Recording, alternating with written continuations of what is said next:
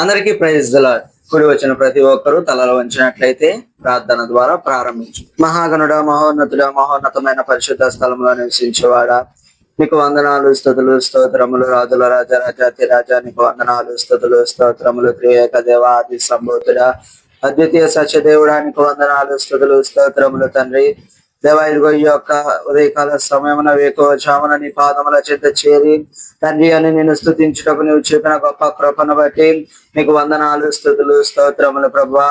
అలాగనే నా తండ్రి, ఇదిగో ఈ యొక్క ఉదయకాల సమయంలో వేకువజామున ఎందరైతే నీ బిడ్డలు వాక్యం వినుటకు ఆసక్తి కలిగి వచ్చి ఉన్నారు, ప్రతి ఒక్కరిని నువ్వు దర్శించమని అడుగుచున్నాను.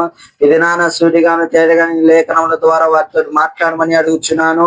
నేను మాట్లాడితే వ్యర్థము, నువ్వు వారితో మాట్లాడితే నా వాక్యము వారి హృదయాంతరంగంలో ఫలించేటువంటిది అయి ఉన్నదని విశ్వసించి నమ్మకం ఉంచి యేసు అతి పరిశుద్ధ నామంలో ప్రార్థించి స్తుతించి అడిగి వేడుకొని పొందుకొని నామ తండ్రి, ఆమేన్.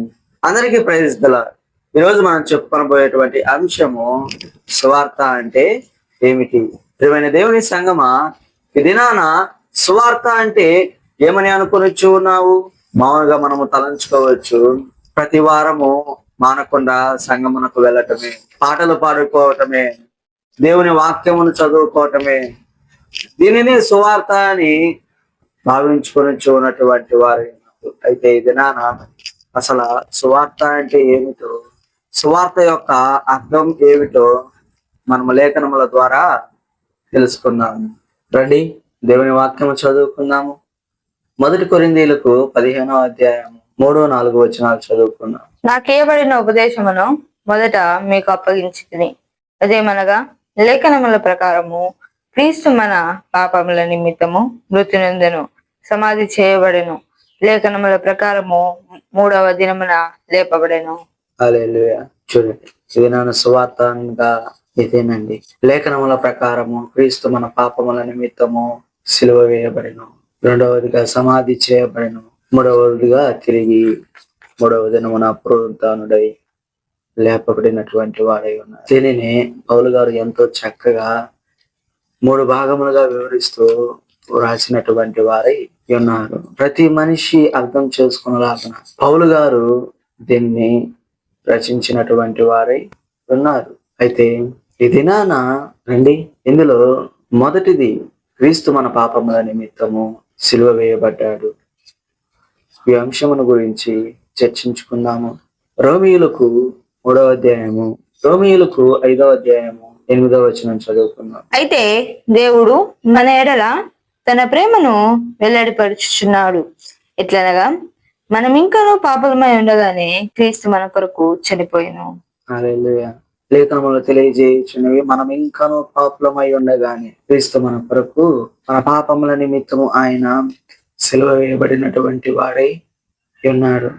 మన దోషముల నిమిత్తం ఆయన సిలువ వేయబడినటువంటి వాడై ఉన్నాడు. ఇది నాన్న ఆయన సిలువ మానును ఎందుకు వేలాడబడిసి వచ్చినది అంటే నీ పాపముల నిమిత్తము, నా పాపముల నిమిత్తమే, నిన్ను నన్ను పరిశుద్ధునిగా మలుచుటకు, తండ్రి చెంతకు చేర్చుటకు, మనకును తండ్రికి నీ మధ్యగా ఉన్న ఆ అడ్డు గోడను తొలగించుటకు ఆయన ఈ దినాన నీ కొరకు నా కొరకు శిలువ మానుపై వేలాడదీయబడినటువంటి వాడై ఉన్నాడు. ఆ అడ్డు గోడను తొలగించినటువంటి వాడై ఉన్నాడు. ఆయన రక్షణను, అపారమైనటువంటి ఆయన ఉచితమైన కృపను మనకు అనుగ్రహించినటువంటి వాడై ఉన్నాడు. హల్లెలూయా. అలాగే ఇది మనం ఇందులోనే మరికొన్ని వాక్యములు తెలుసుకున్నాము. రండి, రోమీయులకు 3వ అధ్యాయము 23వ వచనం చదువుకున్నాం. ఏ భేదమును లేదు, అందరూ పాపము చేసి దేవుడు అనుగ్రహించి మహిమను పొందలేకపోవచ్చున్నారు.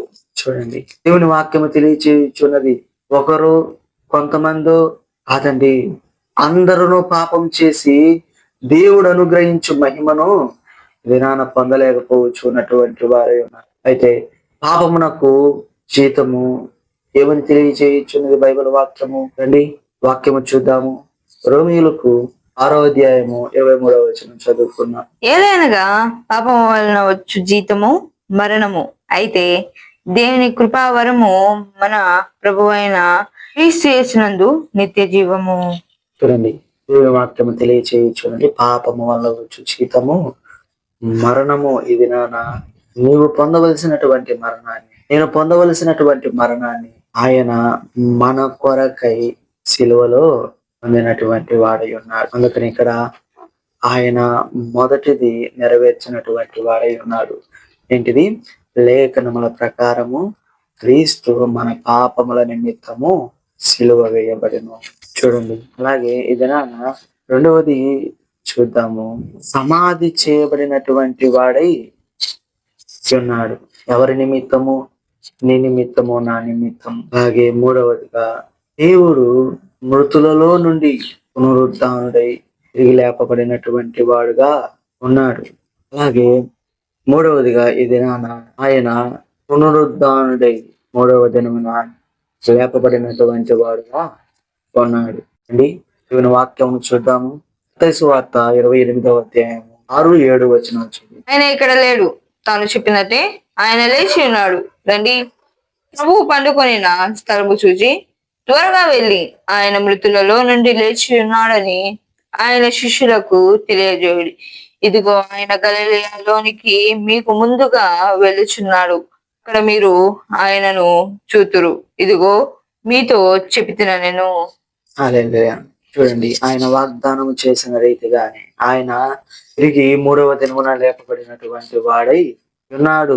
మాట ఇచ్చి తప్పుటకు ఆయన మానవుడు కాదు, సర్వమును ఎరిగి ఉన్నటువంటి వాడు, సర్వమును సృజించిన వాడు. ఇది ఆయనే నీ పక్షమున పాపముల నిమిత్తము, నీ దోషముల నిమిత్తము అప్పగింపబడి శిలువమానుపై త్యాగమై సమాధి చేయబడి మృత్యుంజయుడై మరలా మూడవ దినమున పునరుత్థానుడై లేచినటువంటి వాడై ఉన్నాడు.